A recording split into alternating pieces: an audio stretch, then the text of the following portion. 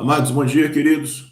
Que a graça e a paz de nosso Senhor Jesus Cristo esteja com cada um de nós. Nessa manhã de quarta-feira, mais um dia, estamos perseverando. Temos visto que temos um número bom e razoável, né, de irmãos que têm acompanhado de forma constante essas devocionais. Isso é bom, né, gente? É muito bom que assim seja, né? Alguns irmãos aí que já entenderam a necessidade individual nossa mesmo, né? Reforçando esse ponto aqui, para que nós busquemos o Senhor, nos alimentemos diariamente da sua palavra. Essa semana, como os amados já sabem, nós estamos tratando dessa doutrina da união com Cristo.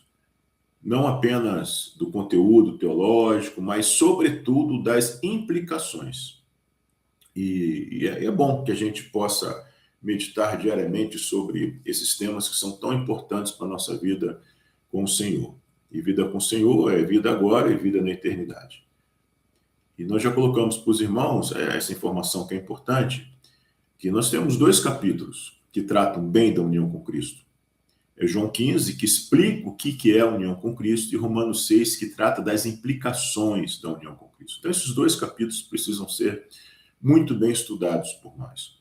A união com Cristo, ela é a base da teologia paulina. Todas as cartas que ele escreve, ele fala sobre isso de forma bem direta, mas são nessas 2 cartas que a gente vê assim, exposto de forma mais didática. E por isso, amados, que nós estamos seguindo na semana Romanos 6, uma explicação quase que expositiva, versículo a versículo. E ontem nós vimos até Romanos 6:5, que hoje eu queria que nós pudéssemos avançar. Se você não viu os devocionais anteriores, veja as 3 últimas, né? Primeira foi João 15, depois nós entramos em Romanos 6. Então, Romanos 6:6 diz assim: sabemos que a nossa velha natureza humana foi crucificada com Cristo, para que o pecado não tivesse mais poder sobre a nossa vida e dele deixássemos de ser escravos. Então, aqui, amados, tem uma característica muito importante daquele que está unido a Cristo. Veja que no versículo anterior, ele fala exatamente sobre a união, uma vez que nossa união com ele se assemelhou à sua morte. Já tratamos disso ontem. Então, vamos ver agora esse versículo, quando fala que a nossa velha natureza humana foi crucificada. Ou seja, o que é essa velha natureza humana, amados? Primeiro que é velha, primeiro que ficou para trás, primeiro que está ultrapassada. E a natureza humana, quando nós vamos em Romanos 8, a gente vê que ela é velha, mas está viva. Ela ainda exerce alguma influência sobre nós, mas não exerce poder. Precisamos ter essas 2 palavras bem claras na nossa mente. Ela nos influencia. Leia depois Romanos 8, os primeiros capítulos, então o capítulo 14 e 15. Você vai ver a influência da natureza humana, mas aqui nós estamos vendo que essa natureza humana não tem mais poder sobre a nossa vida.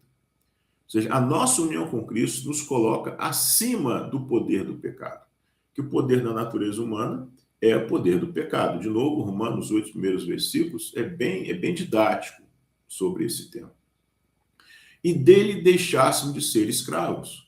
O que é um escravo, gente? Um escravo é alguém que obedece ao Senhor, que não tem vontade própria, é alguém que não tem como se libertar daquela situação, é alguém totalmente subjugado. Então, aquele que não está unido a Cristo, ele está totalmente subjugado ao pecado. E muitas vezes a pessoa não se percebe disso. E uma das formas do pecado subjugar, dominar, controlar alguém é fazer com que essa pessoa ache que ela é dona de si mesma. Ache que ela possa viver da forma como ela quer e ela chama isso de liberdade. Percebe? É um engano. O pecado, queridos, ele nos engana, ele nos escraviza e ele nos mata. Então, quando nós falamos que a pessoa está escravizada ao pecado, a gente não pode pensar apenas naqueles casos mais extremos, né? Como, por exemplo, a gente vê pessoas presas no vício da droga, do álcool. Você vê nitidamente, de uma forma mais clara e óbvia, que a pessoa está escravizada ao pecado. Mas a escravidão do pecado tem formas mais sutis de acontecer na nossa vida. E uma delas é exatamente essa. É quando a pessoa se acha livre para fazer o que quer. A liberdade, amados, biblicamente, o que significa sermos livres? Exatamente o contrário do que o mundo prega. Não é fazer o que você quer, mas é conhecer o Senhor. Uma palavra de Deus diz, né, João 8, 31, 32, permanecereis na minha palavra, vocês vão me conhecer. Esse eu estou parafraseando o texto aqui, né?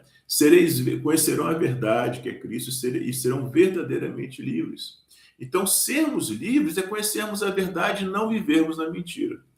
E essa liberdade vem da união com Cristo. Seguindo, amados, versículo 7. Pois quando morremos com Cristo, fomos libertos do poder do pecado.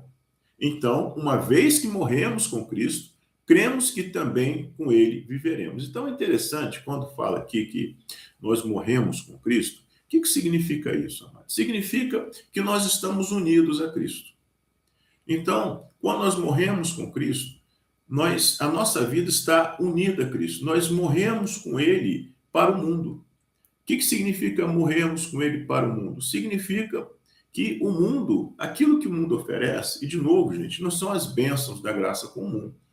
Né? Não é pecado você usufruir da natureza, você passear numa praia. Tem gente que vai mais para o lado do fundamentalismo e acha que a gente tem que estar isolado. Né? O mundo, quando fala mundo, nós temos algumas, apesar da palavra ser a mesma, nós temos algumas diferenças. Tem o mundo criado, né? Que foi Deus que criou todas as coisas, são coisas boas.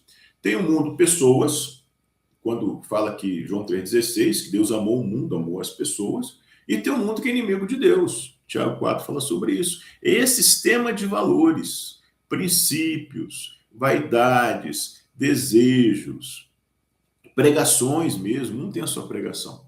Então, quando nós morremos para esse mundo, quando nós morremos com Cristo, significa que nós morremos para esse mundo. Ou seja, isso que o mundo nos oferece para ter alegria, paz, satisfação e prazer, não nos atrai mais.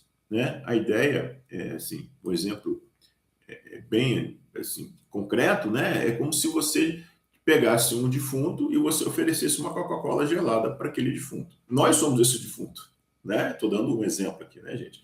E essa Coca-Cola gelada é aquilo que o mundo oferece. Não, eu não tenho, não me interessa.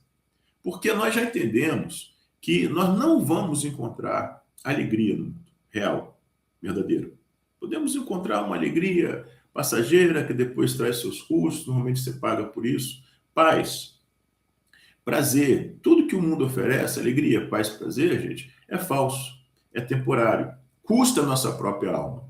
Muitas pessoas pagam muito dinheiro, se sacrificam para ter alguma alegria, um prazer, e depois então vê que aquilo não satisfaz a sua alma. Por quê, queridos? Porque é importante que nós entendamos isso. Nós fomos feitos por Deus para que nós satisfaçamos a nossa alma apenas num relacionamento de união com Ele, de novo, a união com Cristo. João 17,13, quando Jesus diz que nos dá da sua alegria completa, uma alegria que vem do trono de graça, do trono de glória, que vem da eternidade, uma alegria totalmente diferente. É uma paz que transcende todo entendimento, João 14,27 e Filipenses 4, 6 e 7 fala sobre essa paz. Não é uma paz que o mundo consiga dar. Prazer, né? No Salmo 1:2, a gente vê que nós temos prazer na lei do Senhor. Então, prazer, alegria, satisfação, queridos, são coisas que nós só temos quando nós estamos unidos a Cristo. E é por isso que nós morremos para o mundo. Percebe como é bem profundo, né, gente? Quando a gente pensa nas promessas que Deus tem nos feito.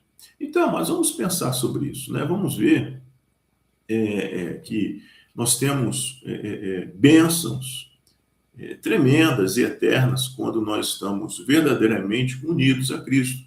Quando aquilo que Cristo pensa, o que sente, aquilo que ele se importa, o que ele prioriza, é o mesmo que acontece conosco. 1 Coríntios 2,16 fala exatamente sobre isso. Né? Nós temos a mente de Cristo, nós podemos ter a mente de Cristo. É tremendo, né, queridos? Porque é com ele que nós estaremos por toda a eternidade. 1 Tessalonicenses 4,17. Né? Vamos estar com ele por toda a nossa eternidade. Então, a transformação precisa ser a partir de agora. Amém?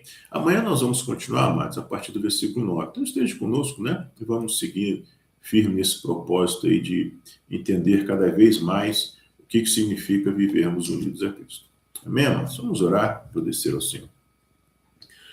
Deus de graça, Deus bendito, Deus santo, obrigado, Senhor, pela tua palavra que chega até nós, que alimenta, Deus, a nossa alma com essas verdades eternas, essa esperança real e concreta de que nós podemos ter uma vida totalmente unidas a Cristo, Senhor, que nós possamos vencer o poder do pecado. O pecado nos influencia, mas ele não tem mais o poder de determinar o que nós vamos fazer, as nossas escolhas. Nós podemos dizer não ao pecado, porque o teu Santo Espírito habita em nós.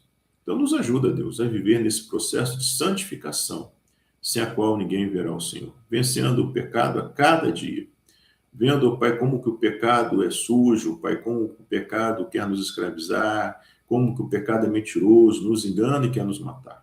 Então nos ajuda, Deus, a viver dessa forma.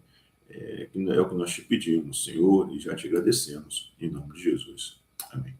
Amém, amados? Então, todos nós temos um dia abençoado, e amanhã, se Jesus voltar, estamos aqui de novo, tá bom?